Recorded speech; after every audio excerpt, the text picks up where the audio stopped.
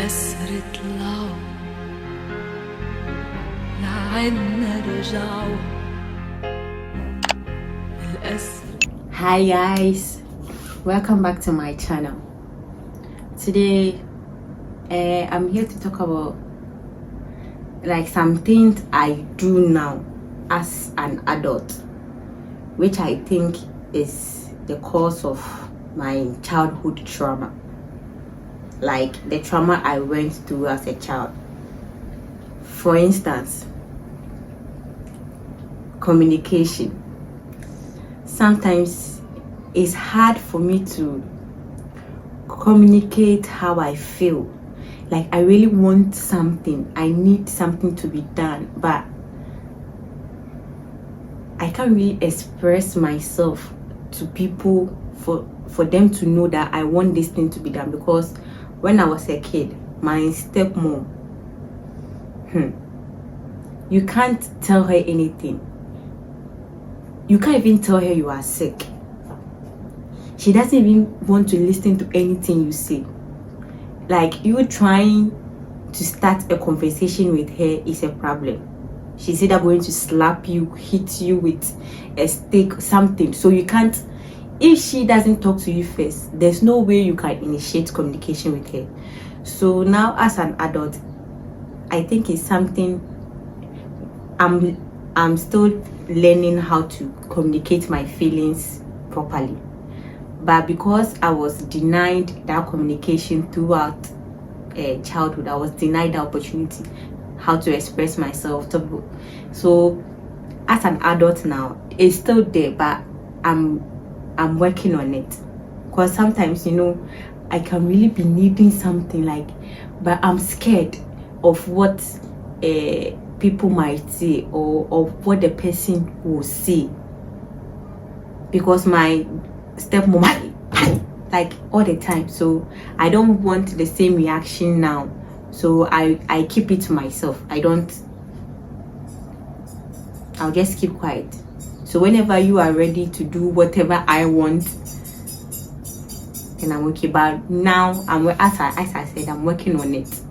So now I'm trying. I've been able to tell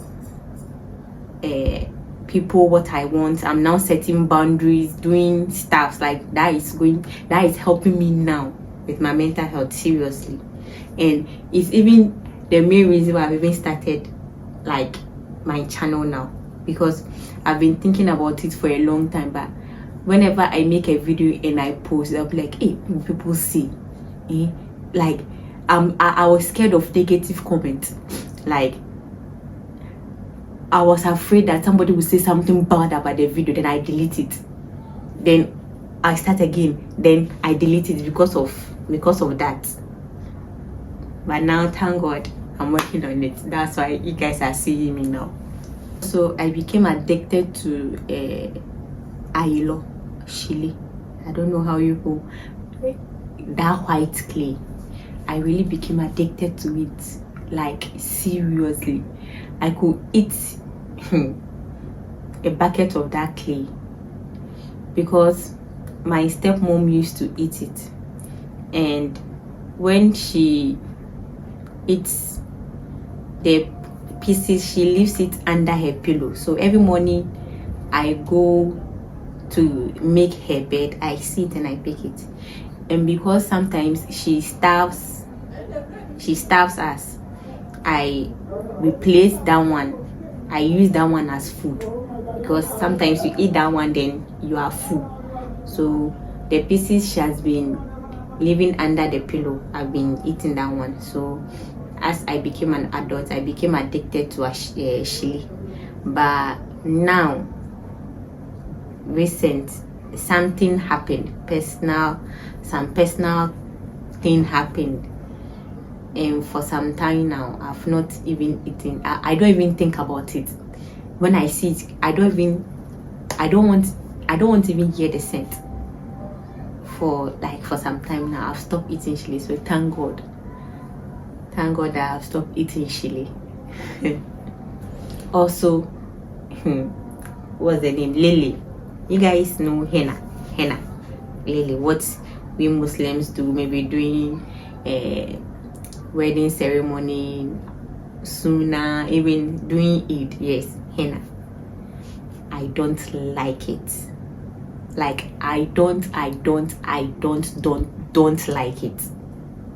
It's only when I was getting married and I did it. That one I have to. But since after I got married, I don't do it for nothing, because as a kid, my stepmom,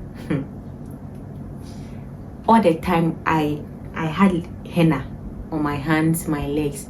Like when she's doing it for you, that time they will use that black plaster behind a plate. Then they'll cut out the design themselves and then stick the design on your hand before they'll take the lily and then apply on it, and then you tie your hand with a rubber.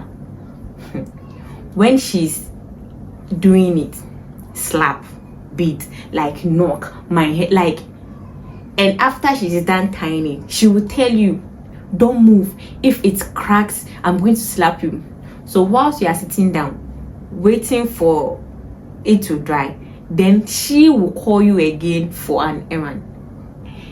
When she calls you and you respond and then you get up, hey, beatings. Hey, what did I say? What did I tell you? Why did we get up? Like, I don't even know what to do. And then it got to a time in school they started calling me Lele girl, because I'm always, whether it's Eid or it's Ramadan or like all the time, even when it's nothing, she just feel like putting henna on me.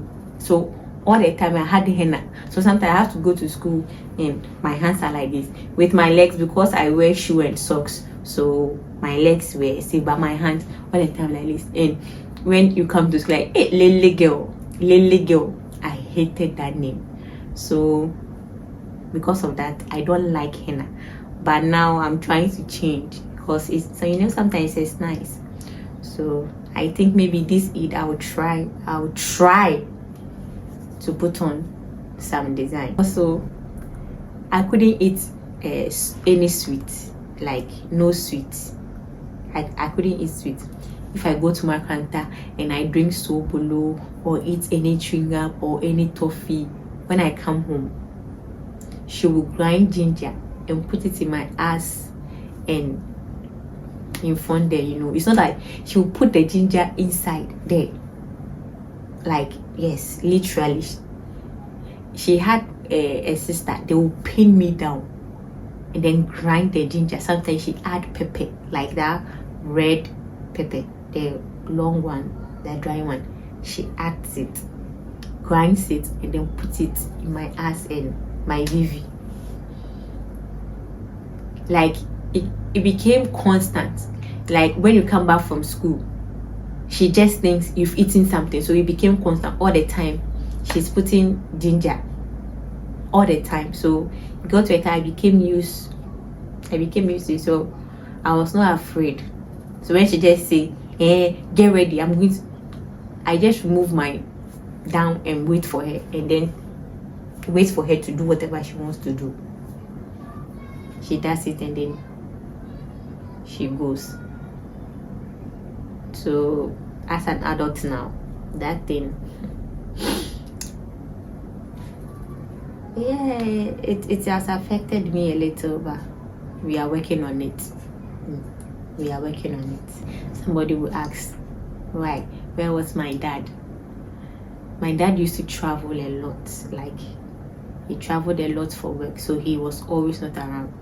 When he comes and I tell him, my stepmom did this, she did that, like this, that, he fights with her, and then maybe after a week or two he travels again. So when he leaves,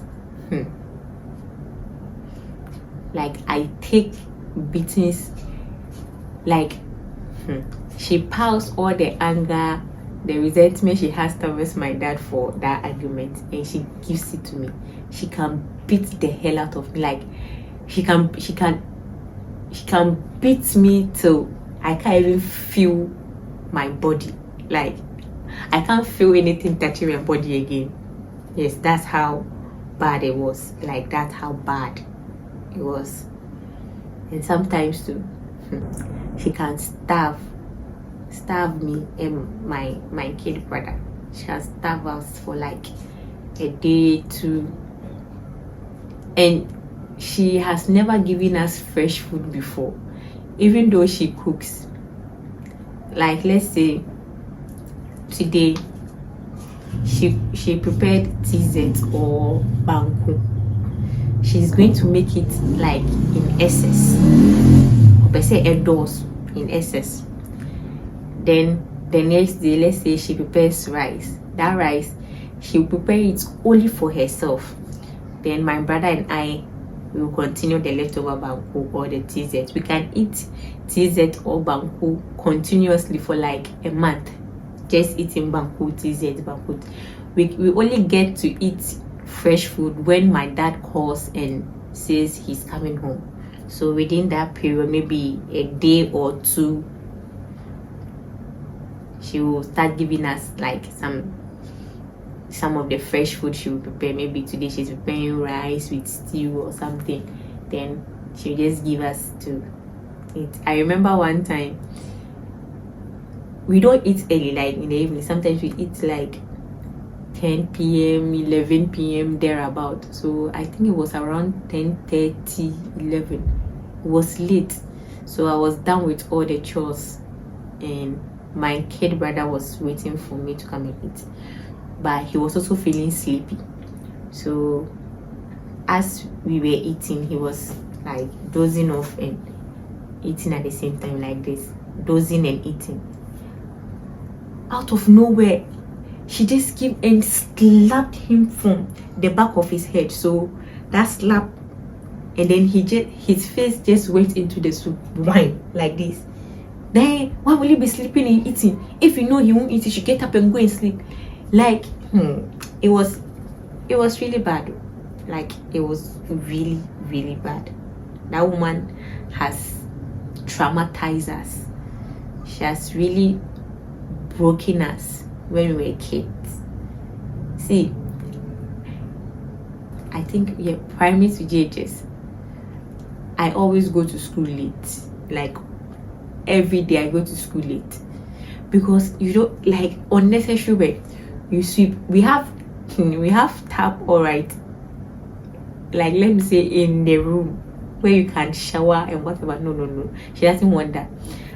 She has these drums, like big drums, so I have to go outside, like behind our house, fetch water and fill that drums every morning. Sweep. I'll sweep, wash dishes. Like in the evening before we sleep, I will wash dishes. But when I wake up in the morning, there's another pile of dishes. I don't know where it's coming from. I don't know whether she wakes up at dawn and pick this plate and eat, put it down. I don't know how she does, but every morning there's a pile of dishes for me to wash. When I wash those dishes, she'll come and inspect them. So like she'll take one and then turn it like this and be inspecting them, and then she'll just pick a plate and be like, this plate, you've not washed it for, it's not clean. So she'll just take the bowl, the big bowl which I've washed all the plates and cups and everything inside. She'll just take it like this and throw it away. That should go and then rewash everything again. Whilst it's school time. So by the time I finish, it will be around 10 a.m 11 a.m then I'll be now going to school. And I don't know whether my primary classmates remember my uniform. You see the place we placed the belt, yeah, it was torn like this, and she knows very well, but she didn't care. So I had to raise the down part and bring it at the top, and then put the belt on it, tie it before I go to school. So my uniform, you see the front side will raise a bit like this because I pull it up, and then the down side will be long. So I don't know, like how they say Ghana is longer than Africa. That's how my uniform was when I was in primary. And I had a mom, a step mom, and she doesn't care. She did not care. I know I'm not okay, but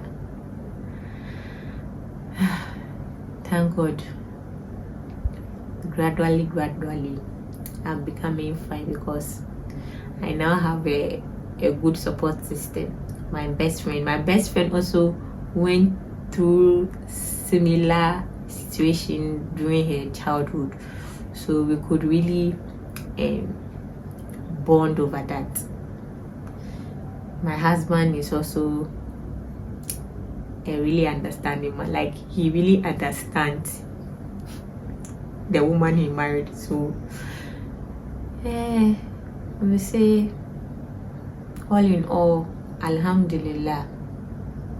But right now, some of the trauma that I've gone through as a kid, I'm trying to work on it now as an adult, so that I overcome those things, so that I become the full me, the real me. I know I have a lot of potentials, but because of that thing, that suppression that woman put me through, I've not been able to,